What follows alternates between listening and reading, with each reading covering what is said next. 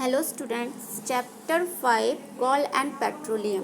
आज हम कॉल और पेट्रोलियम के बारे में पढ़ेंगे। नेचुरल रिसोर्सेज, प्राकृतिक संसाधन।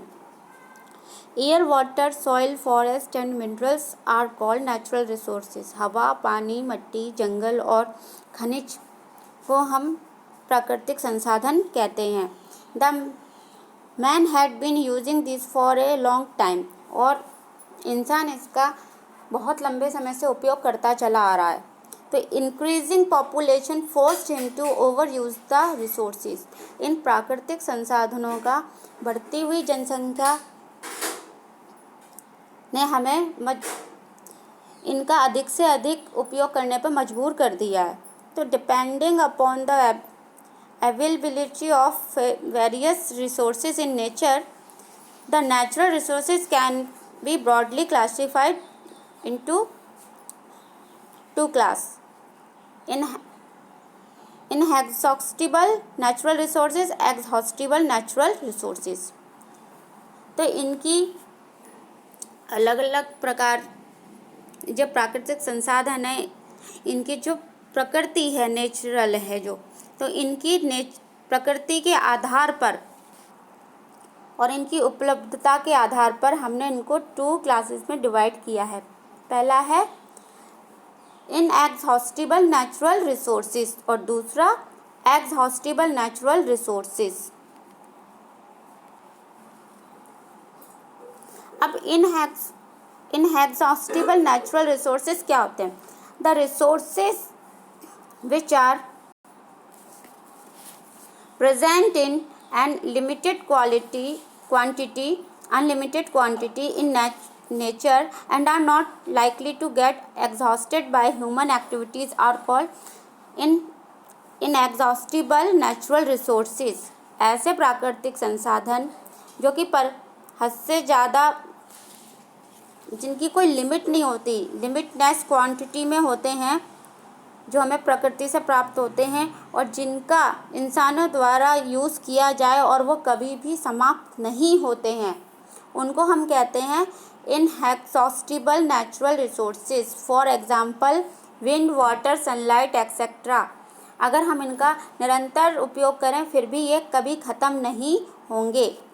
Second, exhaustible natural resources, the resource which are present in a limited quantity in nature and are likely to get exhausted over a certain period of time are called exhaustible natural resources। ऐसे प्राकृतिक संसाधन जो कि एक limit quantity में होते हैं, जो हमें लिमिट क्वांटिटी में ही नेचर से प्राप्त होते हैं, और अगर हम इनका एक निश्चित पीरियड तक इनका यूज़ करें उसके बाद ये ख़त्म हो जाते हैं, उन्हें हम कहते हैं exhaustible natural resources. For example petroleum, coal, natural gas, forest, minerals and wild life etcetera are exhaustible natural resources. Petroleum, coal, natural gas, forest ये एक ऐसे हैं जो एक निश्चित पीरियड, सर्टेन पीरियड के बाद ये ख़त्म हो जाएंगे।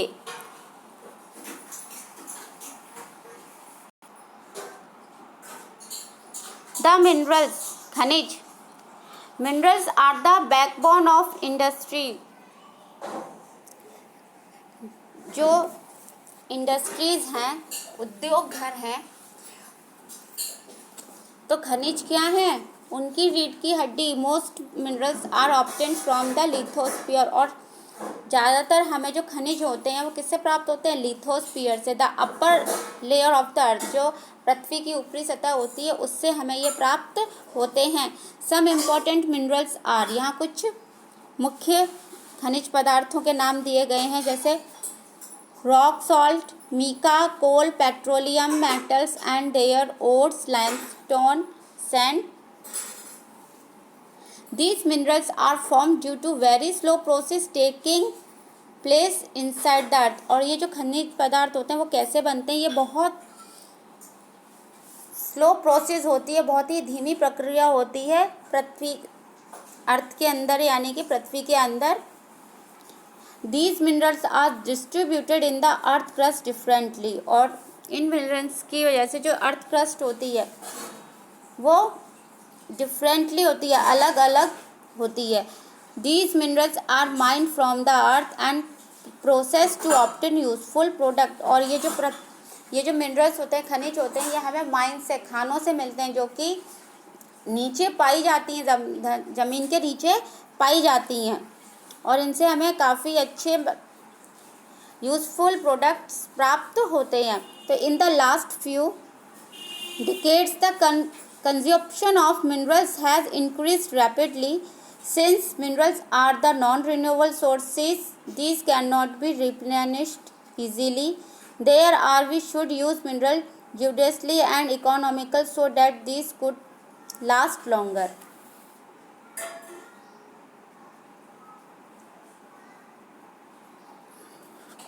अब इनमें से कुछ मिनरल्स कैसे होते हैं, कुछ खनिज कैसे होते हैं, नॉन रिन्यूएबल सोर्स, और कुछ रिन्यूएबल सोर्स के रूप में हमें मिलते हैं, जिनका हम नॉन रिन्यूएबल और रिन्यूएबल सोर्स, जिनके बारे में हम आगे पढ़ेंगे।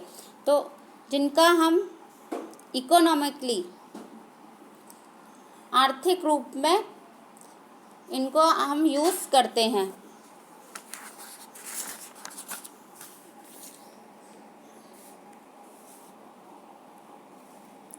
कोल, तो coal is one of the most important minerals and earliest used fossil fuel. Coal एक मुख्य खनिज पदार्थ है जो कि पहले से ही हम किसके रूप में इसको यूज़ करते हुए आ रहे हैं, फॉसिल फ्यूल्स के, ईंधन के रूप में इसका उपयोग करते हैं।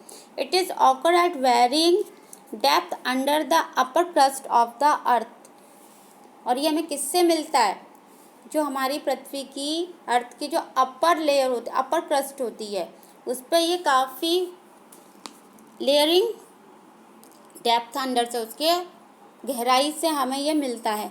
अब coal beds generally contain large amount of methane, और जो कोल होता है उसमें साधारणतः उसमें और क्या पाया जाता है, मीथेन, जो कि बड़ी मात्रा में होती है।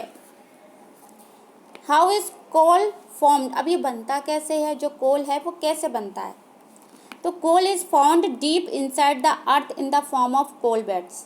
ये जो कोल होता है ये पृथ्वी के अंदर काफ़ी गहराई में कोल बेड्स के रूप में होता है। तो coal was formed by the anaerobic thermal degradation of the cellulose material of big plants trees which got buried inside the earth millions of years ago. अब ये बनता कैसे है, कई साल पहले, कई मिलियंस ईयर पहले क्या होता है, जो डेड प्लांट्स होते हैं या किसी कारण से जंगलों में आग लग जाती है, और उसके बाद जो प्लांट्स हैं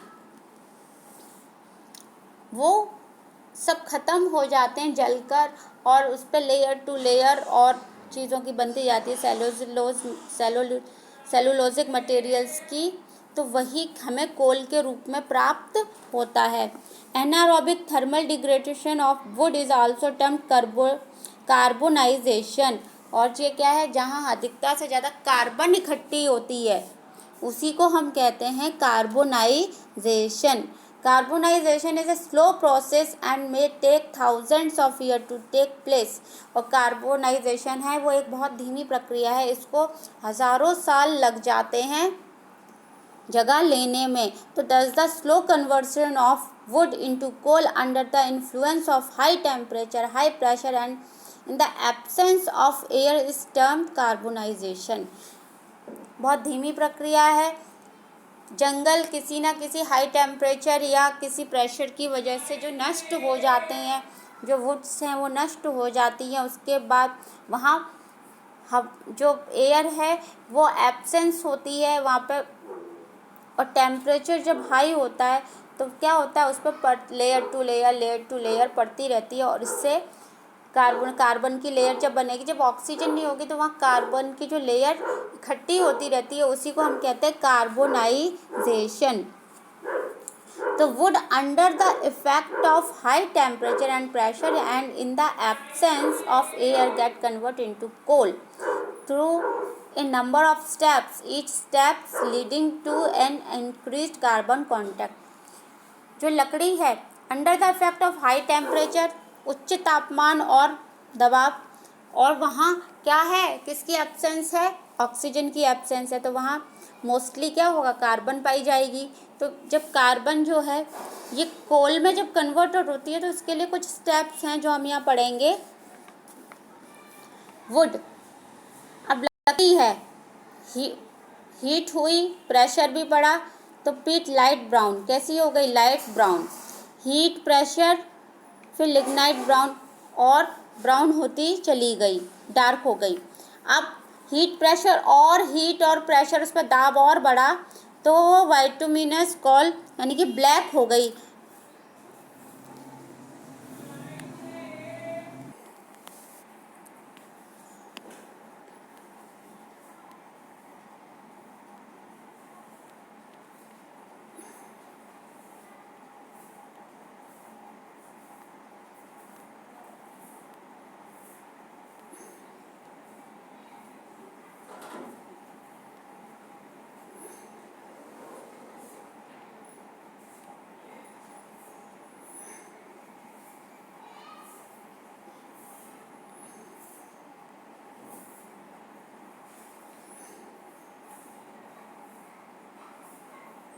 अब जैसे यहाँ पे प्रोसेस दी है, वुड, हीट और प्रेशर पड़ा, क्या हो गई, पीट लाइट ब्राउन, ये। उसके बाद वैरायटीज, फिर हीट और प्रेशर हुआ, और ज़्यादा हीट हुई, प्रेशर पड़ा, तो वो कैसी हो गई, लिग्नाइट ब्राउन, थोड़ी सी काली हुई। फिर उस पर जब और ज़्यादा हीट और प्रेशर पड़ा तो वो हो गई बाइटुमिनस कोल यानी कि ब्लैक। और उसके बाद वो क्या हुई, जब और हीट और प्रेशर पड़ा तो एंथ्रिक ब्राइट ब्लैक, ये, और ये हमारा बन गया कोल। अब common varieties of coal, the varieties of coal are the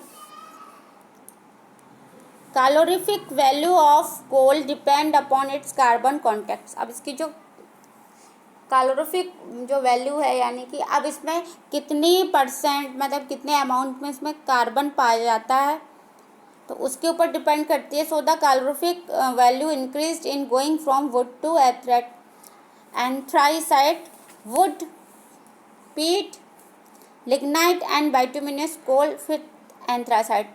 पहले वुड क्या हुई, हाई टेम्परेचर और हीट और प्रेशर पर हीट हो गई, तो वो किस में हो गई कन्वर्ट, पीट यानी लाइट ब्राउन। उसके बाद लिग्नाइट थोड़ी सी डार्क ब्राउन में हुई, उसके बाद वो हाउस होल्ड यानी कोयला बन गई, बाइटुमिनस कोल यानी कि कोयला बन गई। उसके बाद वो मैक्सिमम कार्बन, उसमें सबसे ज़्यादा कार्बन जमा हो गया। यूजेस ऑफ कोल, तो different varieties of coal are used for different purpose. Different, कई प्रकार का जो कोयला होता है वो कई प्रकार अलग अलग पर्पस के लिए यूज़ किया जाता है। जैसे bituminous coal is commonly used as house hold fuel and industry. अब जो बाइटुमिनस कोल होता है उसको हम साधारणतः हाउस होल्ड, घर के फ्यूल के लिए, और इंडस्ट्री में जो फ्यूल यूज़ किया जाता है उसके लिए यूज़ करते हैं। Some common uses of coal are listed below. Coal is used as fuel, हम सबको मालूम है कि कोल को हम फ्यूल यानी ईंधन के रूप में उपयोग में